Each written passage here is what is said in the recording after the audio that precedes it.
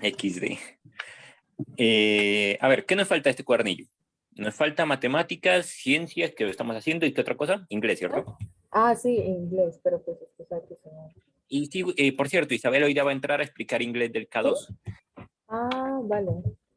Entonces, el inglés del K5 lo dejamos para el próximo fin de semana, pero por el momento Isabela se encarga del K2, ella va a entrar al tipo 4 y a las 3 entra Jean a explicar matemáticas. Voy a pedirle que explique permutación y combinación, que es lo que suelen ver un muchacho siempre, y que Lina también me dijo que pues, lo hiciéramos. Así que, Pues la probabilidad como tal, o sea, permutación, combinación, pero también las demás porque ellos se confunden en dónde coger cajitas, en dónde coger la rama de árbol, etcétera. combinación, entonces lo voy a pedir en general. Vale. Bueno, pues, démosle. Bienvenidos, chicos, a esta clase de respondiendo preguntas de entrada. Estamos en cuadernillo K5 en la única sesión que tiene, y démosle a la pregunta 145. ¿Quién desea leer, muchachos? Hola, ¿puedo? Dale. 145. La figura muestra los procesos de circulación de cuatro organismos. ¿Por qué es importante el proceso de la circulación en los cuatro seres vivos? A, porque permite el ingreso de sustancias nutritivas del medio externo. B, porque realiza el transporte y distribución de sustancias nutritivas en el organismo. C, porque elimina las sustancias de desecho del metabolismo celular. D, porque permite la salida de los gases del organismo del medio.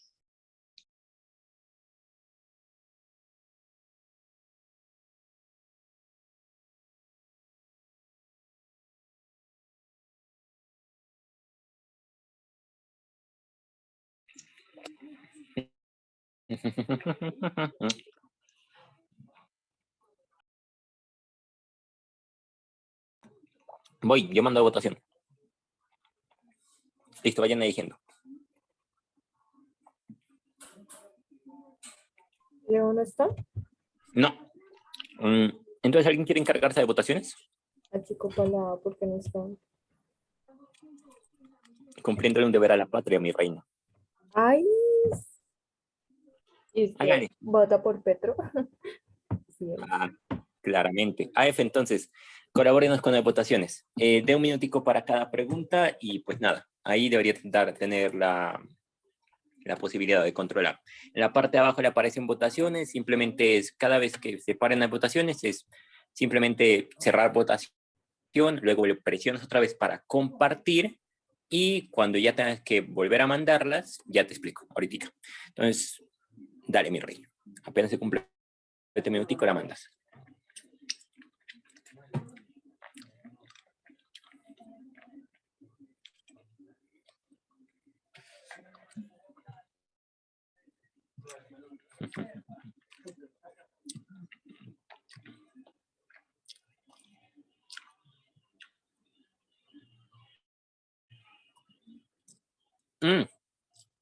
Ya votaron la mayoría, así que también. Fino. Entonces, efectivamente, muchachos, la respuesta correcta se trata de opción B. Entonces, ¿quieres explicarla?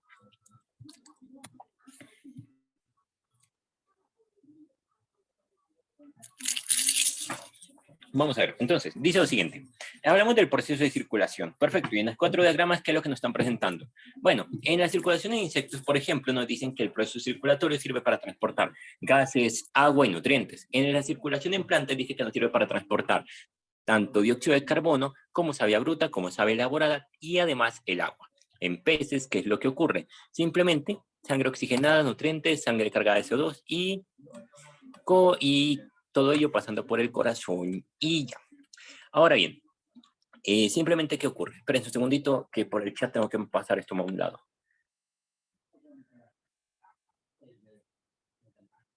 Listo.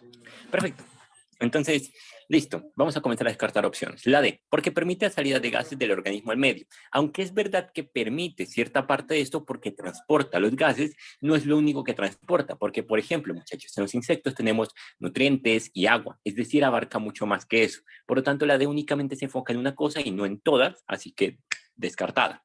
La C, porque elimina sustancias de desecho del metabolismo celular. Las sustancias de desecho del metabolismo celular pueden ser, por ejemplo, el CO2, que se da después del proceso de respiración, o también puede tratarse de cualquier tipo de excreción. Pero ¿qué pasa? Que sencillamente eso sigue enfocándose en una única cosa muy pequeña y nos deja por fuera, por ejemplo, el oxígeno o los nutrientes, que son cosas que no son desechos, sino que van a utilizarse en los procesos de metabolismo como, por así decirlo, ingredientes. De tal manera que la C se enfoca en una cosa muy pequeña, no abarca todo y otra vez se descarta.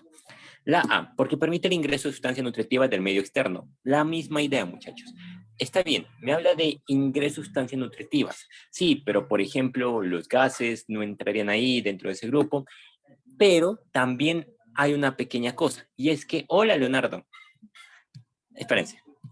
Entonces, ya que llegó Leo, a F, ahí ya le devuelvo, ya le quito el admin para dárselo a Leo y listo. Listo. Entonces, a ver, démosle. La cosa, la A, ¿por qué se descarta? Porque simplemente, muchachos, cuando hablamos de el ingreso de sustancias nutritivas del medio externo, más bien nos estamos refiriendo a un sistema diferente, muchachos. ¿Listo? ¿Por qué? Porque estamos hablando sencillamente de el sistema digestivo, porque en sí el sistema digestivo es el que permite el ingreso de las sustancias nutritivas del medio externo, porque es gracias a él que podemos adquirir las cosas que vienen desde el exterior, meterlas a nuestro sistema y sacar los nutrientes. Pero en sí ese es un sistema diferente, no es el circulatorio, es el digestivo. Por lo tanto, la A me explica un sistema que no viene al caso y se descarta. La B, porque realiza el transporte y distribución de sustancias en el organismo. Exactamente. Miren, simplemente lo que ocurre, muchachos, es que, marica, me dio pena por AF. Si quiere AF, le vuelvo a dar el admin por si quiere tener poder, relajado. Entonces, la cosa es que sencillamente lo que ocurre es que, perdona, simplemente lo que ocurre es que el sistema circulatorio lo que hace es coger los nutrientes que han sido ingresados al organismo por medio del sistema digestivo y posteriormente transportarlos por medio de todo el cuerpo utilizando la sangre y distribuirlos a cada una de sus partes, justo como pasa en el pez, que miren que sencillamente hace todo el proceso para ir por todo el cuerpo entregando las sustancias a cada una de sus partes, lo mismo en la planta que va desde la raíz hasta la punta de la hoja, lo mismo en la circulación de los insectos que va de la punta de la cola a la punta de la cabeza, y lo mismo en las células eucariotas, que miren que sencillamente se hace un proceso de ciclosis, es decir, que se recorre todo el medio dentro de la célula para entregar a cada una de sus partes lo que requiere. Por ello podemos decir que la respuesta B es la correcta. Así que chicos, si queda clara esa idea, porfa, confirmen y pasemos.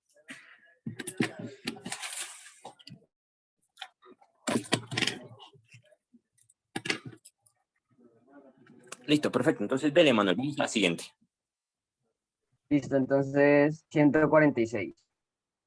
Dos estudiantes leen un libro que el sonido, perdón, dos estudiantes leen en un libro que el sonido es una onda mecánica que se transporta por un medio material y que cuando ésta encuentra un obstáculo que no puede traspasar ni rodear, se refleja. Los estudiantes observan que cuando están en una mina de carbón, al hablar vuelven a escuchar su voz luego de un corto tiempo. ¿Por qué vuelven a escuchar sus voces los estudiantes? A, porque el sonido emitido por los estudiantes penetra las paredes de la mina. B, porque el sonido que se emite por fuera de la mina atraviesa las paredes de esta. C, porque el carbón es el único material por el cual se transporta el sonido. Y D, porque el sonido emitido por los estudiantes rebota en las paredes de la mina y vuelve a ellos. Y me la vio para explicarla. Y Manuel anda arrebatado. Bueno, hágale. Que yo estaba a punto de decir lo mismo. Saco, Manuel. Bueno, al menos ya hay competencia por explicar. Bacano, la verdad. Uy, marica, me voy a poner medias. Fue puta, cuando se me ponen frías las patas me duele el estómago. Joder. Gracias por el dato. Es que definitivamente me gusta tirar los datos innecesarios, la verdad. ¿Por qué te duele el estómago? Pero, o sea, ok. Eso ¿Qué tiene clases vas, Anjuli? Es que hay una larga historia detrás de eso, porque vea que una vez me aguanté el vómito de Pasto hasta Cali en un viaje. Desde esa época no puedo vomitar y cada vez que quiero hacerlo, en realidad me dan dolores de estómago muy fuertes. Y entonces, sencillamente, tengo ese fetiche ahora. Y otra cosa es que ahora cuando tengo frío, sudo cuando tengo frío en las patas. Y como sudo cuando tengo frío, tengo que ponerme medias o me terminan doliendo peor. Y ya. ¿Ya fuiste al médico? Es que eso no es normal. Y los médicos ZZ, no mentiras, porfa. Listo, listo, entonces acá, vamos a empezar primero, pues, ideas importantes, por ejemplo, el sonido es una onda mecánica que se transporta por un medio material y que cuando ésta se encuentra con un obstáculo que no puede traspasar ni rodear, se refleja. Entonces, los estudiantes están en una mina y observan que al hablar, pues, su sonido, la voz perdón, el sonido que produce esta voz, pues se devuelve, ¿no? La de ellos. Entonces, empecemos a descartar. A, porque el sonido emitido por los estudiantes penetra las paredes de la mina. Si esto fuese cierto, supongamos, voy a rayar aquí. Supongamos que está la pared de la mina. Y si el sonido, la onda del sonido pudiese atravesar estas paredes, pues simplemente no habría un rebote, por así decirlo, para que me entiendan, contra las paredes, que sería más o menos esto, sino que como dice acá, la atravesaría y pues por ende el sonido no tendría pues una reflexión. Entonces, bailas por esa parte. B, porque el sonido que se emite por fuera de la mina atraviesa las paredes de esta. Pues ya estamos viendo que no. ¿Por qué? Porque hay un fenómeno de reflexión. Entonces es como decir, supongamos, yo tengo una alberca o un estanque de agua. Y esto lo pueden ustedes evidenciar. Entonces, yo tiro una piedrita ahí en la mitad del tanque o cualquier parte del tanque. Ustedes pueden mirar que se genera una onda. Llega una parte en los bordes de este estanque cuando la onda llega y ahí ocurre una reflexión, es decir, se devuelve la onda. Entonces, pues más específico, luego se genera una superposición de ondas. Entonces aquí la B descartada. Y D, porque el sonido emitido por los estudiantes, no, perdón, la C, porque el carbón es el único material por el cual se transporta el sonido, pues estamos viendo que no, aquí dice, el sonido es una onda mecánica que se transporta pues por un medio material, es decir, que no es o sea, por el carbón no es el único por el que se pueda transportar. Entonces, aquí descartada. Y la D, porque el sonido emitido por los estudiantes rebota en las paredes de la mina y vuelve a ellos. Justamente es esto. Y además el enunciado nos da que el sonido es una onda mecánica que se transporta por un medio material y que cuando se encuentra un obstáculo que no puede traspasar ni rodearse, se refleja. Entonces estamos viendo que la onda como tal no puede traspasar las paredes de la mina, entonces estas ondas del sonido pues se reflejan y se devuelven hacia la posición en que están ellos. Y pues precisamente esto es el eco. ¿Se entendió o no? Chicos, ¿se comprendió? Por favor, confirme con sí ahí en el chat. Listo, perfecto. Pasemos a la siguiente entonces. ¿Quién desea leer? Dale. Yo. Hágale, mi rey.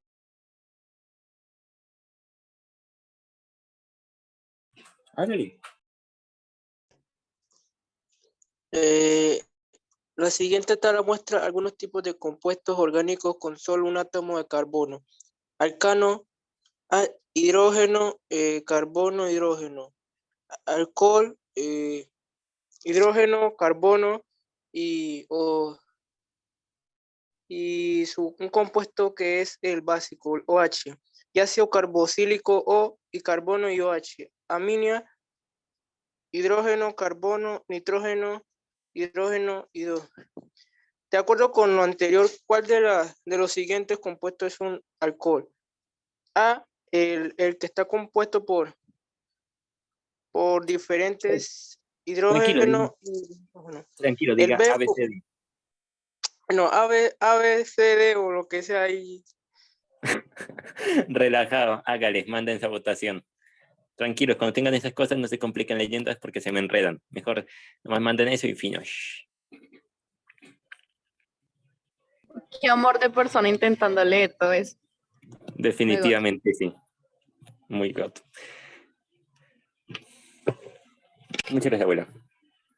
Opa, ¿quieren ver un efecto bacano? Espérense, voy a mandar algo. A ver.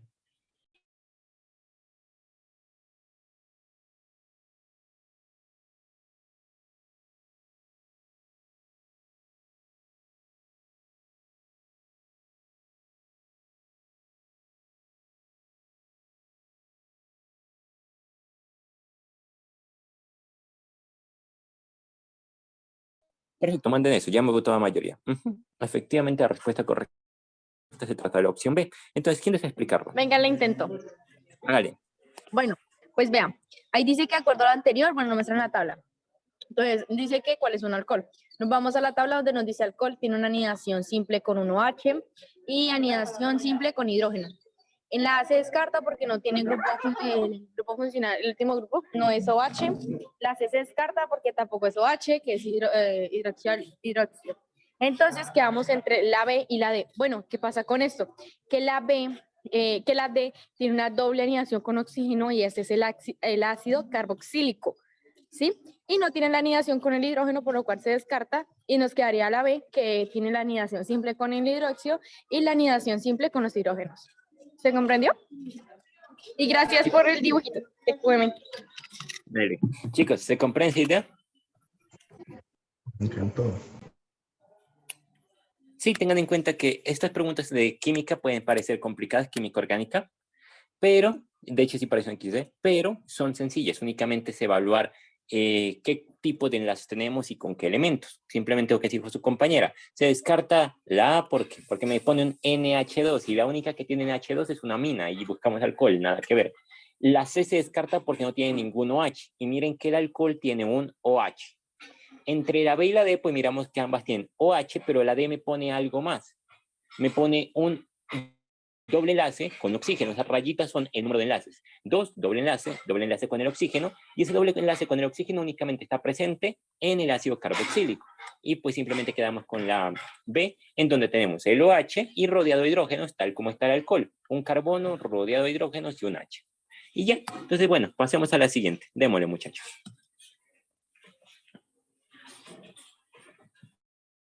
Listo, perfecto. ¿Quién desea? Ya. Se realizó Hágale. un estudio para medir cómo cambia la concentración molar de un reactivo en una reacción a medida que transcurre el tiempo. Los resultados se resumen en la gráfica. Ahí está la gráfica.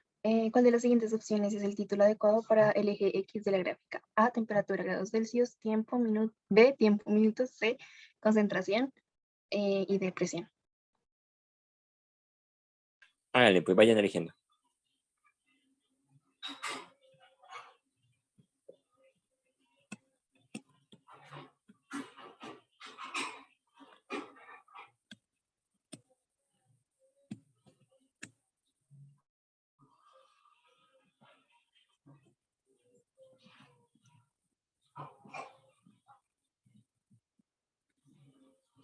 Listo, manden eso. Perfecto.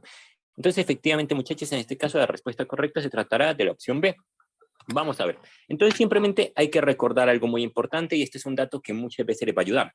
Vean, tengan en cuenta que en muchos casos las gráficas se construyen de la siguiente manera. Simplemente ponemos una variable dependiente en el eje Y y una variable independiente en el eje X. ¿Cómo así que independiente y dependiente? Las independientes son variables que no se afectan por nada, como por ejemplo el tiempo. El tiempo no cambia por nada del mundo, pero el tiempo sí afecta a otras cosas. Por ejemplo, la concentración molar o sencillamente una temperatura. El tiempo cambia muchas vainas. Por lo tanto, las cosas que son cambiadas por el tiempo las denominamos variables dependientes. Independiente que no se afecta y la independiente afecta a la dependiente. Ahora bien, ¿eso en qué afecta en esta pregunta? Que muchas veces las independientes que ocurren simplemente se tratarán del tiempo. En muchos casos las independientes son el tiempo, porque pues él es el que no se afecta por nada y es el independiente perfecto, por así decirlo. Y ya. Ahora bien, simplemente esta pregunta. Dígame. ¿Me puede explicar que se me salió? No sé aquí. Hágale. No, Dale. que si me Entonces, voy a hacer el favor de volverme a explicar, es que claro, dale. Entonces, mira, lo que ocurre es lo siguiente. Simplemente lo que hay que tener en cuenta es que cuando construimos las gráficas en el plano cartesiano tenemos un eje X que es la variable dependiente, y un eje, perdón, esperen un segundo, voy a dibujarlo mejor porque creo que ahí se van a confundir. Denme un momento. Por favor, ¿puede borrar Easy Wiz? Bueno, entonces mira, vamos a ver. Lo que pasa es lo siguiente. Ya. Entonces, imaginemos esto. Mira la gráfica que tenemos acá. En esta gráfica tenemos un eje Y, que es este que estoy marcando en rojo. Ese eje Y se llama el eje de las variables dependientes. mientras que el eje X se llama el variable o el eje de variables independientes. En este caso importa no mucho, pero se los doy como un dato para que sencillamente lo conozcan si alguna vez se les presenta este tipo de problemas. Ahora bien, ¿qué ocurre? Vean, sencillamente las variables independientes son las variables que no se afectan por nada, como por ejemplo las variables de tiempo o el tiempo. El tiempo no cambia por nada, usted no puede cambiar el tiempo con ninguna cosa. ¿Listo? Después simplemente, por ese lado, bailantes, no se puede manejar. O sea, pues, el tiempo simplemente no puede cambiar de eje porque él es una variable que siempre es independiente, que no se afecta por nada y por lo tanto siempre va en el eje X. Mientras que las cosas por las que se afecta el tiempo van en el eje Y. ¿Listo? Simplemente es como, por ejemplo, la concentración en este caso.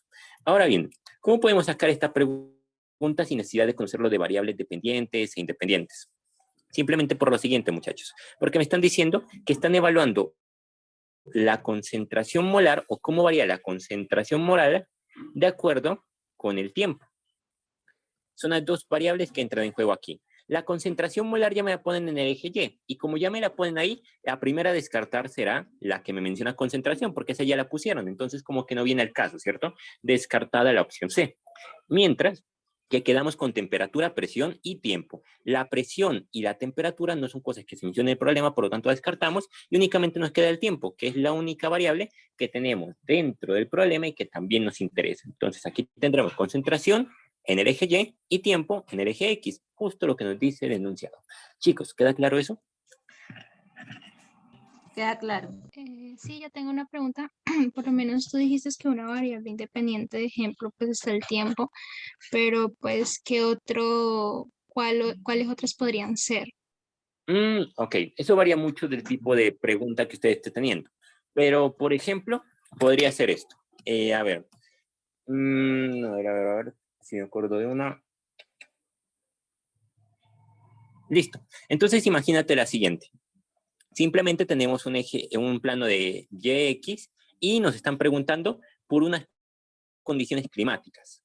Entonces, tenemos dos variables. Tenemos la humedad y tenemos el porcentaje de probabilidad de lluvias o el porcentaje de lluvias. ¿Listo? Tenemos sencillamente humedad del aire y porcentaje de probabilidad de lluvias. En este caso, la humedad va a ser la variable independiente y el porcentaje de lluvia va a ser la dependiente. ¿Y por qué son así? Porque sencillamente la humedad es la que me afecta el porcentaje de lluvias. Entre más humedad yo tenga, más porcentaje de lluvias voy a poder llegar a tener. Es la humedad del aire, la variable independiente que me afecta mi medición, que es el porcentaje de lluvias, que es como yo analizo la información. Simplemente hay que buscar cuál afecta a la otra. En este caso, la humedad afecta al porcentaje de lluvias. Por lo tanto, la humedad es la independiente y la dependiente, la que es afectada, es el porcentaje de lluvias. Por lo tanto, ponemos humedad en el eje X de independiente y porcentaje de lluvias en el eje Y por su porcentaje de dependencia, o por su dependencia. ¿Me hago entender? Sí, gracias, te agradezco. Una Dale. pregunta, y por decirlo así, esto también aplicaría para eventos meteorológicos y esa sería como variable dependiente o independiente. Para eventos meteorológicos, depende de con qué variable esté midiendo. Si está midiéndolo con humedad y sencillamente la probabilidad de un evento meteorológico, entonces la humedad va a ser lo independiente y el evento va a ser lo dependiente. Si tienes una pregunta así, es así. Pero pues ya depende mucho del problema, o sea, ya depende de cómo te lo enuncie. Y ya. Entonces, bueno, pasemos, démosle. Entonces, bueno, ¿quién lee esta pregunta, chicos? ¿Puedo, pana? Dale. Listo, 149, ¿no? Sí, Sí, señor. 149. Un joven observa una botella llena de agua con orificios en diferentes alturas de esta.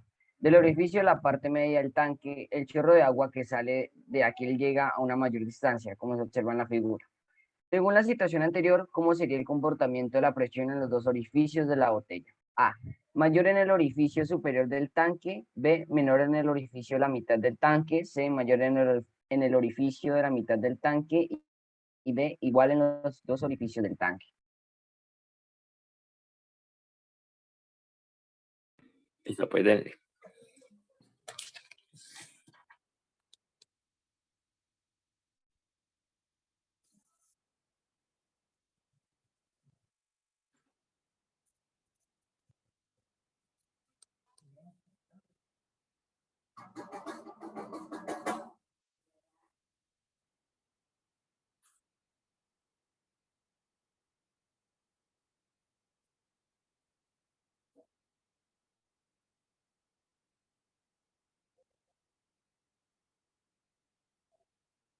XD.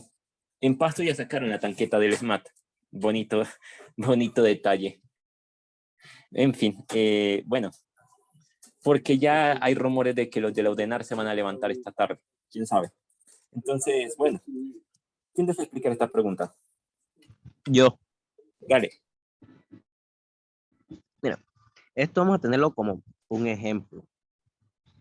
Cuando uno tiene una manguera, cuando está saliendo el agua normal, cae ahí mismo. Pero si le ponemos el dedo, se genera una presión y llega más lejos. Entonces nos están diciendo la mayor en el orificio superior del tanque. Y no, porque en el orificio superior está llegando más acá. No está más lejos que el segundo, que el que está en la mitad. Después dice, menor en el orificio de la mitad del tanque. Y no, porque en este vendría siendo lo contrario, que sería mayor. Después dice la C, que digo la D, igual en los dos orificios del tanque. Y no vendría siendo lo mismo, porque si no llegarían igual. También en la botella se genera presiones diferentes en la parte superior y en la parte inferior, y ya por descarte queda la C. O no sé si me entendieron o no.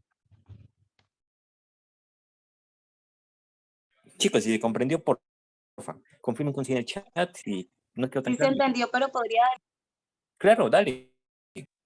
que también tomen como ejemplo cuando uno tiene una bomba llena de agua y uno le hace un huequito a la bomba y entre uno más aprieta la bomba, uno se puede dar cuenta que el chorro va más lejos, pero si tú dejas la bomba simplemente que el agua corra, pues se van a dar cuenta que el agua va a estar un poquito más pegada de la bomba, o sea, va a correr, pero más pegada de la Ya. ¿Ocas? Listo, pues. Efectivamente. Vean, la cosa es la siguiente. Si quieren entender esto de presión hidrostática, que podemos tomarlo de la siguiente manera. Piensen en esto. Simplemente, la presión hidrostática es el peso que ejerce un volumen de agua. Por ejemplo, nosotros tenemos, no sé, tenemos una columna de agua un poquito pequeña, ¿ok? Y en esa columna de agua nosotros ponemos simplemente, no sé, un objeto cualquiera, supongamos, no sé, un cubito, lo ponemos en el fondo de dicho tanque. Ahora bien, toda el agua que está encima de dicho cubo le va a estar haciendo presión a ese objeto. Es decir, que entre más agua nosotros tengamos encima del cubo, mucho más presión le va a hacer. ¿Por qué? Porque sencillamente va a tener una mayor cantidad de volumen o una mayor cantidad de agua sobre ello.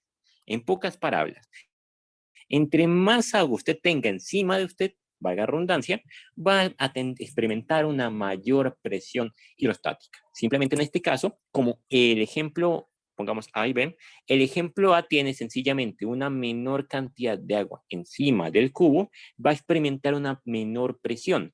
En cambio, como en el ejemplo B contamos con una mayor cantidad de agua encima del cubo, experimentaremos una mayor presión. Simplemente la presión incrementa cuando el volumen de agua que tiene encima simplemente es mayor. Y ya. ¿Listo? Bajo esa lógica, pues usted puede hacer el descarte de esta pregunta, justo como explicó su compañero, porque piensen que sencillamente este orificio de acá arribita tiene que experimentar o tiene que aguantar muy poquita agua, simplemente una cantidad mínima, mientras que este orificio de acá abajo tiene que aguantar muchísima más agua encima de él, por lo tanto tiene una mayor presión. ¿Y qué pasaría si tuviéramos aún más agua? Parce, pues sencillamente la cosa se mantendría. ¿Por qué? Porque usted tuviera muchísima más agua, la cantidad de agua que tendría que experimentar el primer punto seguiría siendo menor que la que tiene que experimentar el segundo punto. y por lo tanto, sencillamente, en este caso, la mayor presión se va a tratar en el punto más bajo, porque va a tener que soportar mucha más agua encima, y entre más arriba esté el punto, menos agua va a tener que soportar y por tanto, menor presión. Chicos, ¿se comprendió esa pregunta?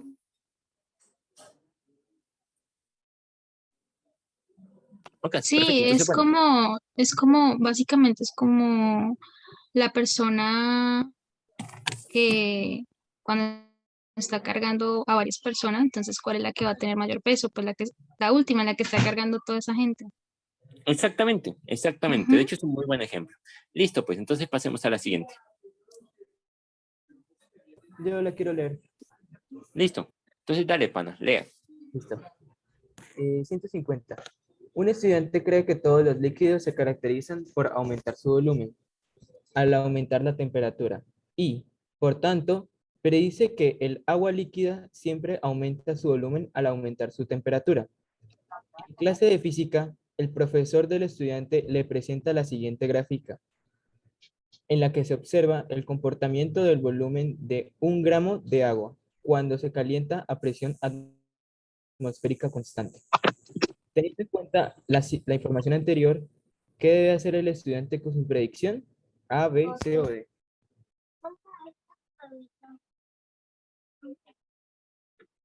Bueno, pues vayan eligiendo, muchachos.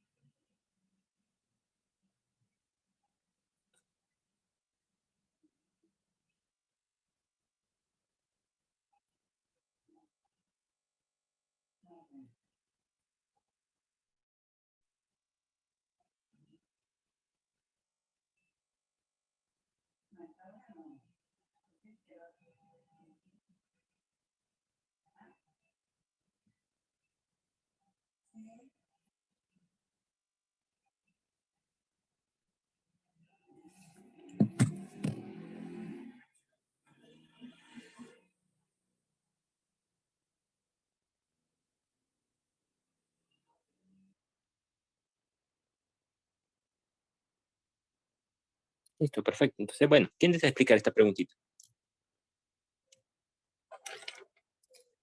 A ver, Percial, si quieres la explico. Dale. Listo, entonces acá dice, eh, teniendo en cuenta la información anterior, ¿qué debe hacer el estudiante con su predicción? ¿Cuál es la predicción del estudiante? Dice, el agua líquida siempre aumenta su volumen al aumentar la temperatura. Entonces este, por así decirlo, es el postulado del estudiante. En clase de física, pues el profesor le mostró esta gráfica que contiene del volumen de 1 gramo de agua. Entonces miramos que en el eje X está, en el eje horizontal, para no confundirlos, está lo de temperatura y en el eje Y o vertical está el volumen, ¿no? Dado en centímetros cúbicos. Entonces miramos que de 0 a 4, la predicción que dijo pues el estudiante no cumple. Entonces de ahí ya podemos decir que hay que cambiar este postulado. Entonces la A y la B que dice mantener se descarta de una vez.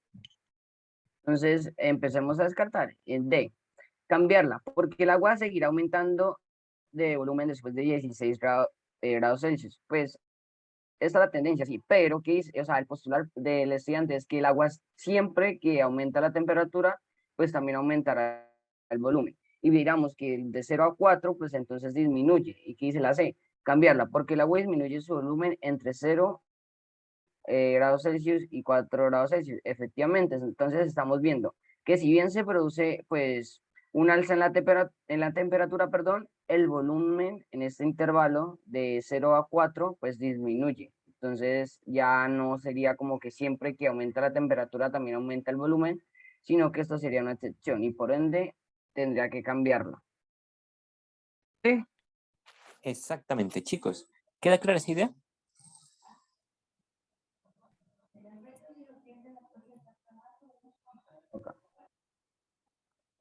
Listo, perfecto. Entonces, bueno, pasemos a la siguiente. Y como dato innecesario, por si alguna vez se lo preguntan, lo que ocurre es que simplemente el agua, por una propiedad cristalina única que tiene, no hay ninguna otra sustancia que tenga esa característica, sufre de una contracción volumétrica en 1 grado de temperatura, en una parte de su temperatura.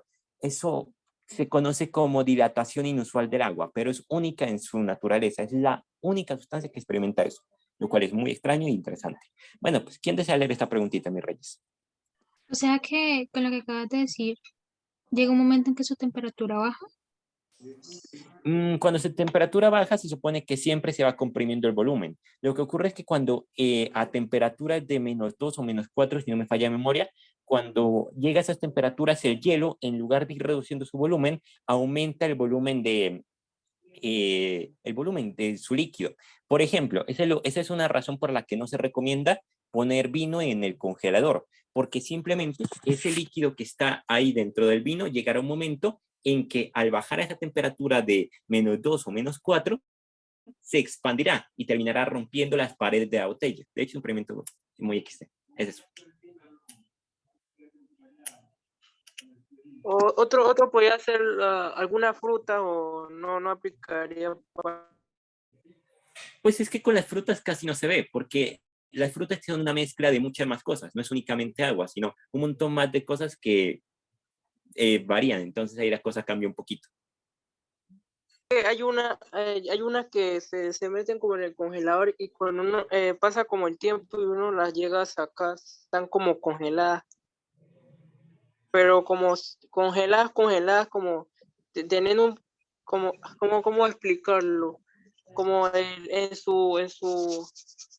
afuera de estas tengan hielo, pero como un hielo pegado en ellas. Ah, ok, pero eso tiene que ver con otras cosas diferentes. Eso tiene que ver con el hecho de que básicamente, si no recuerdo mal, el agua que la rodea termina congelándose también, así que por eso es que terminan formando una especie de pelusa blanca, que son pequeños cristales de hielo que rodean a las frutas. Es cuando usted lo somete a muy bajas temperaturas y simplemente el agua que lo rodea termina congelándose también, y ya. Pero bueno, entonces démosle a 151. ¿Quién la lee, muchachos? Yo. La primera ley de Mendel afirma que para ciertas características que resultan de la expresión de un solo gen, heterocigotos, los homocigotos presentan los dos alelos iguales y los heterocigotos con frecuencia presentan un alelo dominante y el otro recesivo.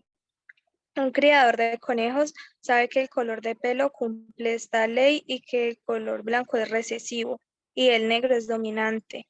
Si se quiere obtener solamente crías homocigotas con color de pelo blanco, ¿qué parejas de conejos deben cruzarse? A, coneja negra, homocigoto BB y conejo blanco heterocigoto B mayúscula, A minúscula. Conejos heterocigotos de color blanco con alelos B mayúscula, A minúscula. Coneja blanca W minúscula, B minúscula, B minúscula.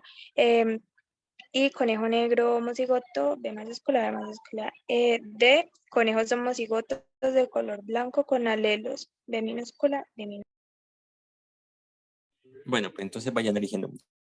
Bueno, esta me la pido. ¿Cómo fue? Hágale. No, y si yo la pedí antes. Mira, Dictadura. Toreto. Pilla que yo me pedí como 3, marica, y nada, no, pelas. Haga fila.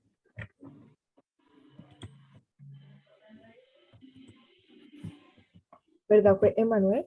Sí, ¿no? ¿Qué? Fue Emanuel quien habló, ¿no? Ah, ok. Porque yo me había asustado, tipo que traté mal a la otra persona.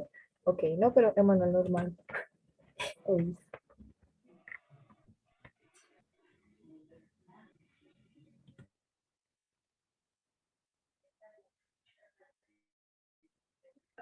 Y sí, Luis me hizo acordar esa vez que estábamos en reunión y Martín fue que le dijo, bailas perdió a una niña que ni la conocía. Marica, qué pesar de la niña porque era nueva, marica. Y Sí. era Estefanía. Por esa razón yo me dio miedo. Yo dije, es mi error. Bailas perdió. ¿Se da cuenta? Y sí, nah, terrible. Bueno, Pero pues, no fue Emanuel, así que X. no, o sea que ahora sí, sí lo desea tratar. Bueno, en fin, ya que. En cualquier caso, Siwis o Emanuel, ¿quién explica? No, yo, Dale, sí, Wiz. obvio. Dale, entonces. Bueno, listo, perfecto. Genética mendeliana rico. Bueno, ¿qué nos están diciendo? Nos están diciendo qué parejas deben cruzarse. ¿En qué? Bueno, quieren tener homocigotas con color de pelo blanco. Entonces nos dice que los de pelo largo, pelo blanco, son recesivos. Y estos son recesivos, son minúsculas, y los dominantes son B mayúscula. De igual manera, en el Drive hay un Word que había hecho de genética mendeliana que lo pueden mirar a ver. En sí explica todo esto y explica cómo se cruzan en el cuadro de Punnett. En el cuadro de Punnett de 16 y en el cuadro de Punnett normal. O sea, ¿de qué es? Bueno, de 4. Ok, perfecto. Ahorita sí que nos están pidiendo. Nos están pidiendo este que está aquí. O sea, nos están pidiendo es el blanco recesivo. Entonces, ¿qué es lo que también nos están pidiendo? Nos están pidiendo homocigotos. ¿Qué son homocigotos? Los homocigotos son que ambos son minúsculas. En cambio, los heterocigotos es que son distintos, que son una mayúscula y una minúscula. Estos serían heterocigotos. Otro ejemplo de homocigoto sería B mayúscula con B mayúscula. ¿Por qué? Porque serían iguales. Ok. Ya sabiendo esto, miremos. Yo la verdad, yo la saqué uno por lógica y también la saqué por cuadro de Punnett. Pero les voy a sacar para cuadro de Punnett por si las moscas, ¿no? Para que sea más entendible. ¿Qué nos está diciendo la A? Nos está diciendo negra homocigoto y conejo blanco heterocigoto. Bueno, entonces, ¿qué nos están diciendo? Ok. Este es el cuadro de Punnett, en donde se ponen el macho aquí y la hembra por este lado de acá. ¿Cómo se dan los cruces? Los cruces en el cuadro de Punnett se dan de la siguiente manera. Se da este con este, este con este, este con este y este con este. ¿Qué nos quedaría? Nos quedaría la descendencia que sería esta. Bueno, ya con eso podíamos descartar. ¿Por qué? Porque nos salen un dominante y nos están pidiendo de que solamente tienen que ser recesivos y recesivos homocigotos. Entonces, como nos dicen solamente, quiere decir que todos tienen que ser de esa manera. Entonces, ya sabiendo esto, pues se descarta la A. La B sucede lo mismo. Nos están diciendo que ambos son heterocigotos, pero son este tipo de heterocigotos. ¿Qué sucede con esto? Lo mismo. Si hacemos el cruce, el primero nos da este mismo resultado, que es homocigoto dominante. Entonces, sí. Era eso. Entonces, por ende, también se descarta. La C que nos están diciendo, coneja blanca y conejo negro, homocigoto dominante. Entonces, volvemos a hacer el cuadro de Punnett para la C. Ok, nos quedaría de esta manera. Y lo mismo, ¿qué sucede? Todas las descendencias nos va a dar este, que es un heterocigoto. Pero ¿qué sucede con este? Sucede que tiene un dominante y nos están pidiendo que sea totalmente recesivo. Y también nos están pidiendo que sea homocigoto, no heterocigoto. Y como les había dicho, si hay una mayúscula y hay una minúscula, es heterocigoto. Entonces, ¿qué sucede? Ok, vamos a resolver todo esto. Perfecto. Ahorita sí, la D, ¿cómo sería? Ok, tenemos los alelos recesivos por cada parte y sabemos que su descendencia va a ser todos homocigotos recesivos y así sucesivamente. Entonces este cumple. ¿Por qué cumple? Porque nos está diciendo solamente homocigotas recesivos. Y la D es la única que nos dice que todas son homocigotas o que toda su descendencia sea homocigota. Ok, ¿se puede descartar por el cuadro de Punnett? Sí, yo lo hice de esta manera para explicarles, pero también se puede hacer de una manera mucho más sencilla, que si nos están pidiendo que todas tienen que ser homocigotos recesivos, o sea, no dominante con recesivo, que sería el heterocigoto, no. Nos están pidiendo homocigotos recesivos. Entonces sabemos perfectamente de que los alelos del padre y la madre, estos son alelos. Los alelos no pueden ser dominantes. ¿Por qué? Porque la descendencia me va a salir un dominante, un recesivo o un dominante y un dominante. O sea, este con este. ¿Entienden? Entonces la A se descarta y las demás también. ¿Por qué? Porque en esta, la C, tienen un dominante. Eso quiere decir de que la descendencia va a salir con un dominante. Entonces, por esa parte lo pueden descartar. Dice pues el cuadro pone para ser un poquito más explícita. Pero con el simple hecho de que tengan dominantes, saben de que las descendencias van a tener dominantes. Entonces, por ende, ninguna de esas opciones es, excepto la D. ¿Sí se ha entendido? Una pregunta, cuando dices de dominante se refiere a que va a ser heterocigoto, ¿no? Es que mira, no, porque es que hay inclusive dominantes. A ver, ¿cómo te explico? Espérate, ya coloco otra vez el cuadro. Dominante es cuando tiene una mayúscula, ¿entiendes? Entonces, digamos, si yo tengo, ay, no me dio, o sea, heterocigoto, ay, puta, la cagué, perdón. Ay, la cagué otra vez, ya, listo. Este sería un heterocigoto, ¿cierto? Pero aquí hay un dominante y un homocigoto, que son iguales, también hay un dominante. El dominante no lo fijes como que si es heterocigoto o es homocigoto, sino nada más con el simple hecho de tener una mayúscula. Una mayúscula, ¿por qué lo digo? Porque hay veces que no está la B, otras veces está la A. La A te puede salir, pero con el simple hecho de que esté la mayúscula, dominante. Minúscula, recesiva. Ya listo. Y por lo menos una pregunta que me acaba de surgir, por lo menos en la D, que aparece B y B, pero minúscula, entonces ahí ninguno de los dos sería dominante. Exacto, sí, exacto. Listo. Gracias. El dominante a los fenotipos, o sea, los rasgos físicos, sí, exactamente. En este caso, las que tienen mayúsculas serían los negros. Bueno, ahí el negro es dominante. Y la mayoría de las preguntas como tal ponen al negro, el negro como el dominante ahí genéticamente. Ok, entonces chicos, ¿hay alguna otra pregunta? ¿Tiene alguna otra duda? ¿O ya está claro todo? Exactamente, el dominante siempre va primero, o sea, nunca te va a salir uno así, porque dentro del cuadro de Punnett, así arriba esté, siempre va a salir primero el dominante y luego el recesivo.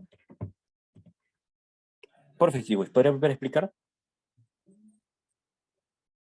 ¿Y todo? Sí, pues es que todavía hay personas que están un poco confundidas. Pues si quiere, explique lo del cuadro de Punnett bien y explique únicamente la respuesta correcta. ¿Le parece? Ok, está bien, porque es que sí, siento que me alargué un poco. Ok, a ver, la respuesta correcta es esta, dado de que nos están diciendo de recesivo, ¿cierto? Que sería el blanco. Ahorita nos están preguntando qué parejas de conejos deben cruzarse. Ok, hay que tener en cuenta que el blanco es el recesivo. El recesivo es la minúscula. Sencilla, la minúscula. Y luego nos dicen solamente, o sea, que toda la descendencia sean homocigotas. Perdón, homocigotas. Sí, está bien. Y homocigotos es que yo tengo V minúscula y V minúscula. Eso es todo. O sea, que ambas sean minúsculas, ¿ok? Entonces, ahorita sí, el cuadro de Punnett. El cuadro de Punnett, ¿qué nos dice? Aquí nos están diciendo conejos homocigotos. O sea, que tanto las hembras como los machos son B minúscula con B minúscula. Entonces, vamos a hacer aquí mejor el cuadro de Punnett bien. Okay. Este sería nuestro cuadro de Punnett. Aquí serían los machos y aquí serían las hembras. Ok, perfecto. Este es un cuadro de Punnett sencillo. Entonces, ¿cómo se hace el cruce en el cuadro de Punnett? Se hace que este se cruza con este se cruza con este se cruza con este y este se cruza con este. Se ve un poquito complicado, pero no, la verdad es que no lo es tanto. Ahorita sí, ¿cómo sería? B minúscula más B minúscula que nos da B minúscula, ¿verdad? Entonces sería B minúscula y B minúscula. B minúscula más B minúscula que nos da B minúscula, B minúscula más B minúscula que nos da B minúscula y así sucesivamente. Entonces, la D, ¿por qué la respuesta correcta? Porque solamente hay crías homocigotas. O sea, aquí no es ninguna heterocigoto. ¿Qué es un heterocigoto? Es un dominante y un recesivo. Eso es un heterocigoto. Pero aquí todos son homocigotos y todos son recesivos. El recesivo es minúscula. el dominante es mayúscula. Con eso sacan todo. ¿Qué decía? El compañero tiene razón. En este caso, el recesivo es el blanco, el dominante es el negro. Entonces dice, conejos homocigotos de color blanco, alelos recesivos. Entonces, por ende, la respuesta correcta es la... No sé si se entendió, aunque de igual manera ahí tienen el word. El heterocigoto siempre es dominante. No. Hay dominantes, o sea, dominante nada más es la B mayúscula. Con eso tengan en claro. Dominante, B mayúscula y ya. Porque hay homocigotos, que son estos, que son iguales, y siguen siendo ambos dominantes. Entonces, nada más quédense con que la B mayúscula es dominante. Cada uno de los alelos equivale al 25%, pero esto todos forman un 50, hay un 100, perdón. Sí, exactamente. En el Word está totalmente eso. ¿Siempre el dominante será mayúscula? Sí, sí, exactamente, Valerie. Y minúscula es el recesivo. Listo. ¿Sí se entendió? Y sí, Luis, Bien. una pregunta que surgió en el chat. ¿Los heterocigotos siempre van a ser dominantes? ¿O hay heterocigoto recesivo? Ah, ¿Me perdón, permiten parece explicar que no esos me entendí. conceptos? Dale. Si quiere, Es que esperen, yo quiero.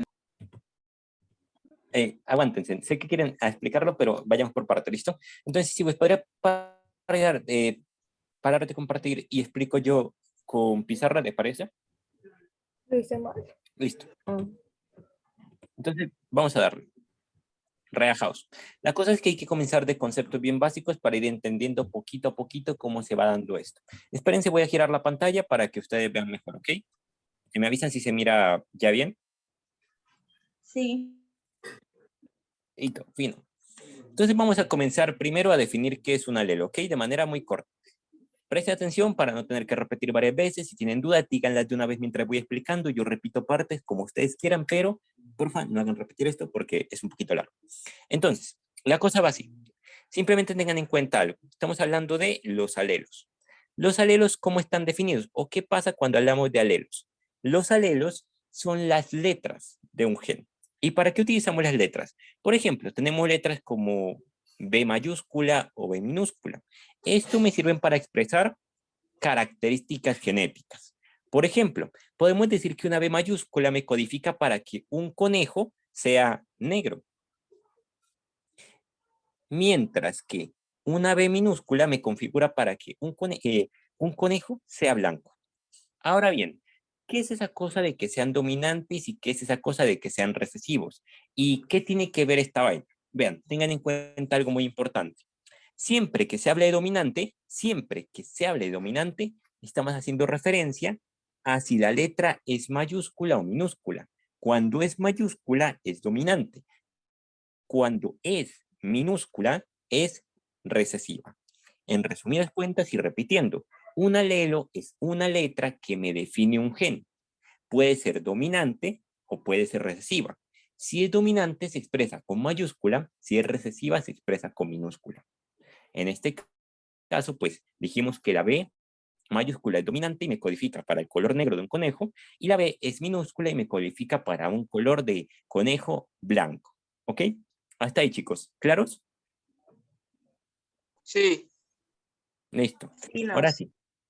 Vayamos al siguiente punto, mis reyes. Listo. Entonces, lo que estamos diciendo es que pueden darse varios casos, ahora sí, de combinación de genes. ¿Cómo así? Por ejemplo, ustedes pueden tener una B mayúscula y otra B mayúscula. Pueden tener una B mayúscula y una B minúscula. Pueden tener una B minúscula y otra B minúscula. Ahora bien, ¿qué hay que tener en cuenta aquí para definir el color del conejo? Vamos a ver. Una cosa importante y hay que tener en cuenta, muchachos. Los seres vivos, todos los seres vivos, para cada una de sus características, tienen dos alelos. ¿Listo? ¿Y de qué dependerá si usted tiene un color u otro? De si sencillamente es dominante o es recesivo. ¿Cómo influye eso? Ya les explico.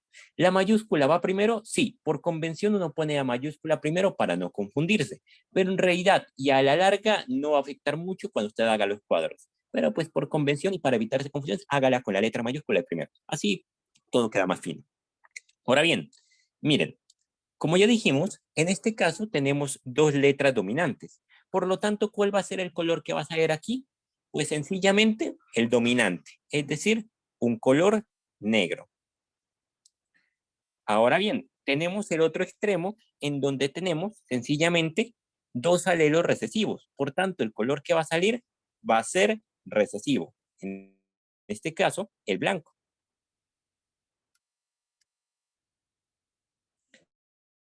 Perfecto. Ahora bien, chicos, ¿ustedes qué creen que va a pasar con la combinación del medio? ¿Va a ser negra? ¿Va a ser blanca? Díganme ustedes qué creen que va a ser esa combinación. Tal vez va a ser gris, o quién sabe. ¿Ustedes qué dicen? Va a ser negra. Ok, negra. Ok.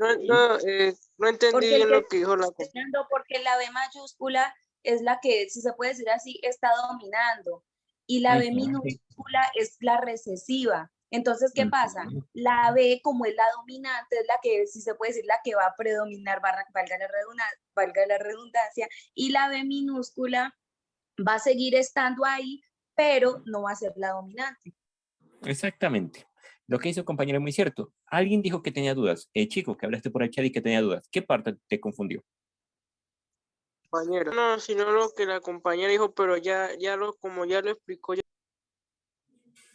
Ok. Vamos a ver. Entonces, vean. Lo que va a pasar con esto es justamente lo que decía su compañera. Cuando tenemos una mezcla de un gen dominante y un gen recesivo, ¿cuál va a ser el que se va a expresar? El dominante, porque como su nombre lo indica, él domina. Por lo tanto, el color que se va a presentar va a ser negro. Aunque tengamos una letra que codifica para blanco, como es recesiva, pues baila, va a presentarse el negro. ¿Y qué pasa con el blanco? La única forma, muchachos, de que se presente el blanco que ocurre es que usted tenga dos recesivos, porque como ahí no hay ningún dominante, pues sí o sí va a tener que ser blanco. ¿Listo? Por lo tanto, esta es la combinación y estas son las combinaciones posibles. Chicos, hasta ahí creo que todo está claro, ¿cierto? Ya lo entendí. Listo. Sí. Una pregunta. Yo no sé, a mí me apareció una muy rara. Dice que la B minúscula va primero y ahí detrás va la B mayúscula. No sé si eso sea de este tema o sea. Sí, eso es de este tema. Solamente que eso varía dependiendo de la forma en que usted trabaje la convención. Pero a la larga eso no es importante, porque usted cuando haga las combinaciones le dará lo mismo, ponga una primera letra B minúscula, luego la B mayúscula, luego la B mayúscula y otra B minúscula. No importa mucho, tranquilo. Simplemente es que tengan las letras que son, e independientemente de eso, la combinación va a estar normalita. ¿En qué caso daría gris? Para que los colores se den grises, eso ya tiene que ver con otro tipo de combinaciones y otro tipo de características, ¿ok? Ya tiene que ver con unas condiciones que no tienen que ver con los alelos, sino con la expresión de otro tipo de genética, ¿vale? Entonces eso es muy diferente, eso es un tema muy por aparte, ¿ok? Ahora bien, entonces, ya que tenemos esto, ¿qué ocurre? Pues sencillamente, para poder usted combinar todos estos temas, parte de algo que se llama el cuadro de Punnett. Entonces, vamos a ver qué es el cuadro de Punnett. Cuando usted está haciendo un cuadro de Punnett, lo trabaja de la siguiente manera. Es un cuadrito con 4 espacios aquí. Un cuadro es básicamente así, de toda la vida. Voy a hacer un poco más grande para que todo quede fino, ¿ok? Miro que tienen preguntas en el chat, ya reviso, denme un segundo. Listo, a ver, ¿qué dicen? De igual manera, si se tiene B y B y B y B, se sigue expresando el dominante, ¿sí? Exactamente, Nicolás, porque ahí tenemos, en cada una de tus combinaciones hay un dominante y por lo tanto ese va a ser el que se va a expresar. Listo. Entonces, ¿qué simplemente qué ocurre en este caso, muchachos? Vean, en el problema nos estaban diciendo lo siguiente. Sencillamente buscamos crear individuos que sean totalmente blancos. ¿Cuál dijimos que era la única forma de que fueran blancos? De que ambas letras fueran minúsculas. B minúscula, B minúscula. Por lo tanto, ¿qué ocurre? Vean, simplemente decimos que queremos que todos los hijos sean de esta combinación. Ahora bien, ¿usted cómo consigue eso? ¿Cómo funciona el cuadro de Punnett?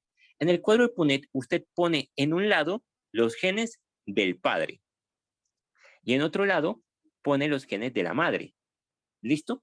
Entonces, supongamos que, por ejemplo, los genes del padre son B mayúscula, B minúscula. Y los de la madre son B minúscula, B minúscula.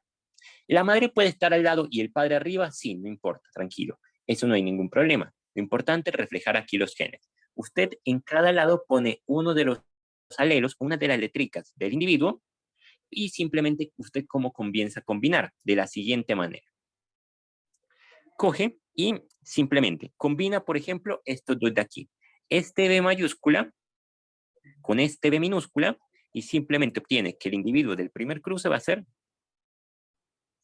B mayúscula, B minúscula.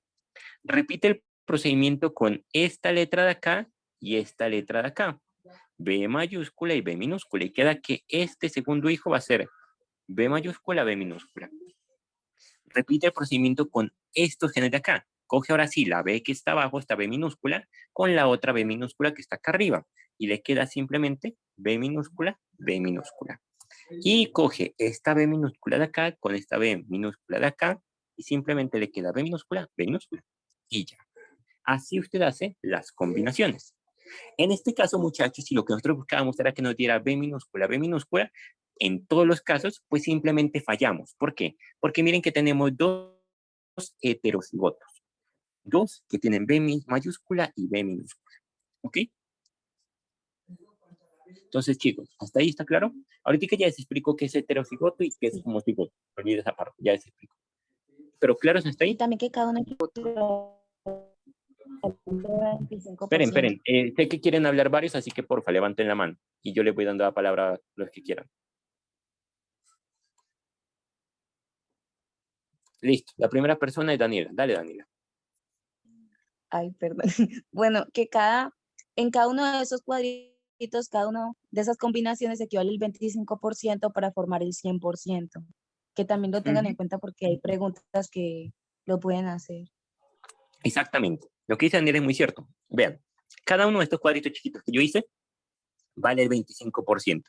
Por lo tanto, en este caso, como cada uno vale 25%, voy a ponerlo aquí para que se entienda. 25. Uy, hijo de pucha. XD. Oh. Wow. Un segundo. Man, qué pesar. No. Relajados. Se me bugueó el celular. Momento XD. Bueno, en fin. Sí, oh my God. Pero bueno, vamos a ver.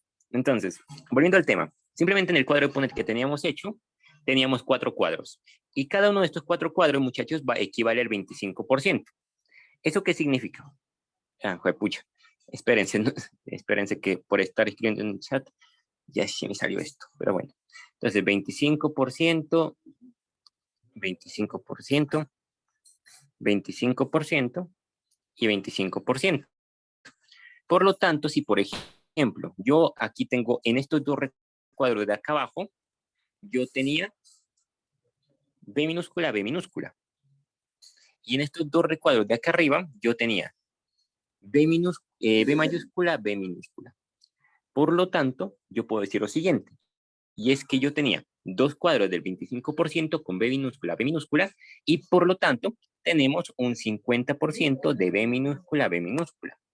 Y tenemos un 50% de B mayúscula, B minúscula. ¿Por qué? Porque teníamos dos cuadritos de esos metidos con esto.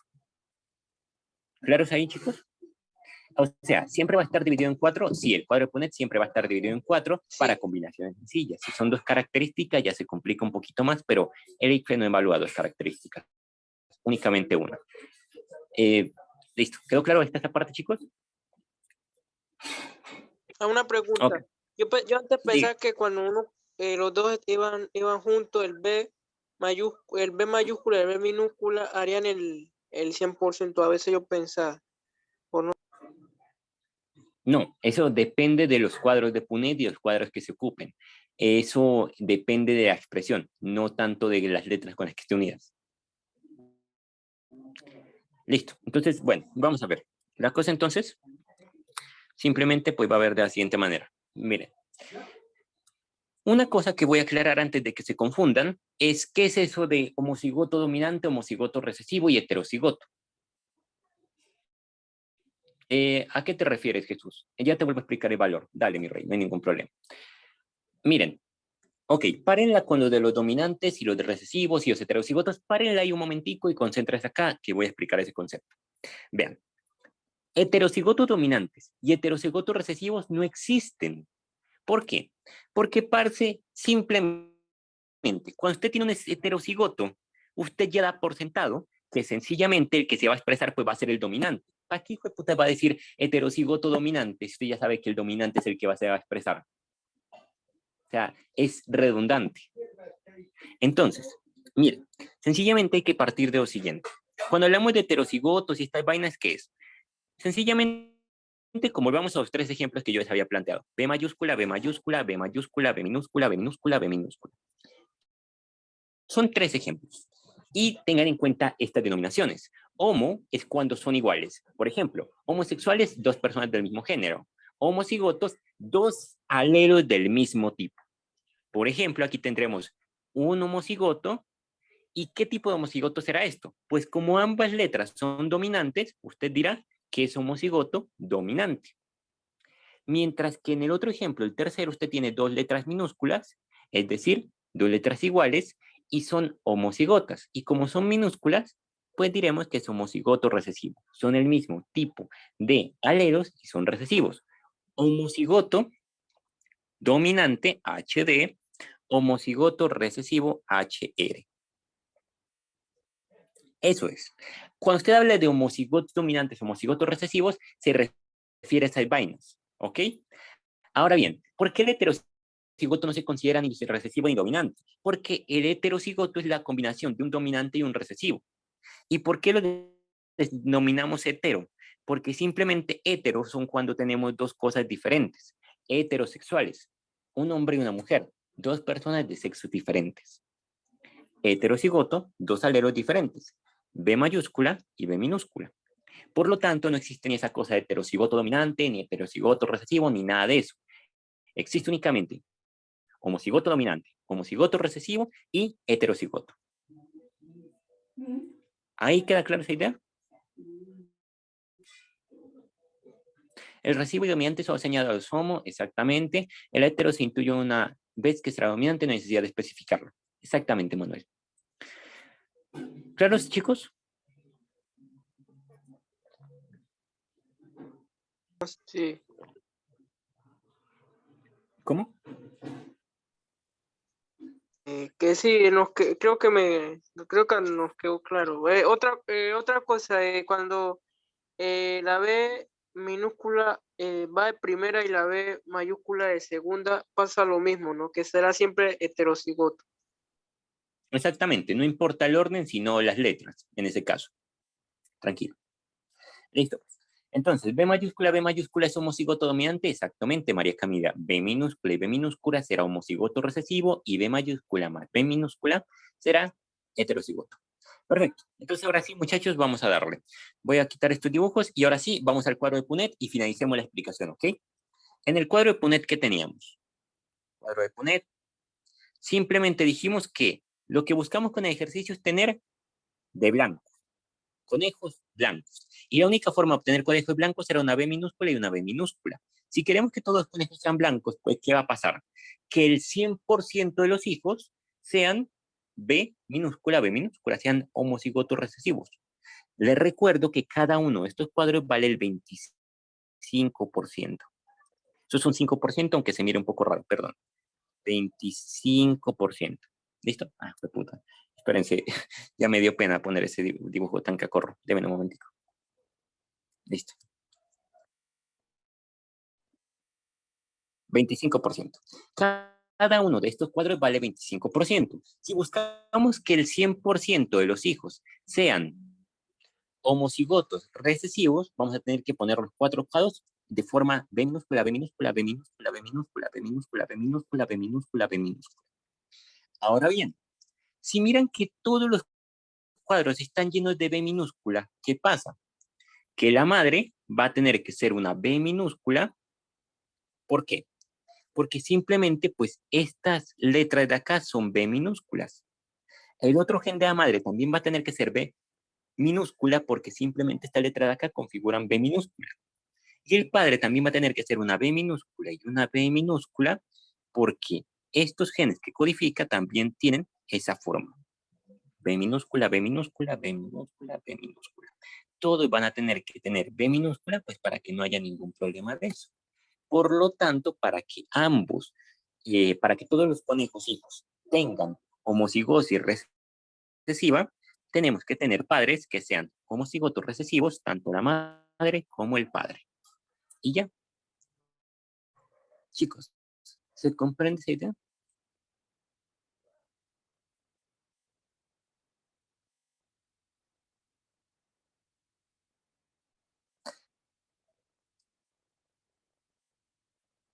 Ujú.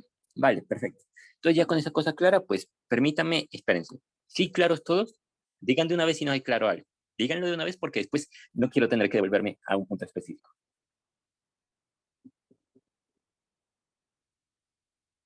No, ok, creo que ya todo, ¿cierto?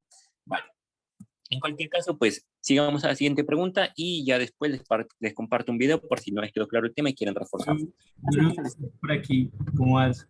Y por aquí, Hola, Jim. ¿cómo Dale, vamos? Rey. Muy bien, su merced. Ya le doy a ti. Ah, excelente, excelente. Qué mates. Hola chicos, buenas tardes para todos. Listo tú. Entonces, dele, Jim. Ahí es todo suyo. Le damos con toda. Nico, ¿yo tengo la grabación o la sigo con ella? ¿O la tengo aparte? Detén la grabación, o sí, porque la explicación de Jim, como creo que va a enfocarse en lo de combinación, me gustaría ponerla por aparte, porque sé que muchos chicos... Ok. Entonces la detengo, luego reanundo otra. Sí, ¿no? Exactamente.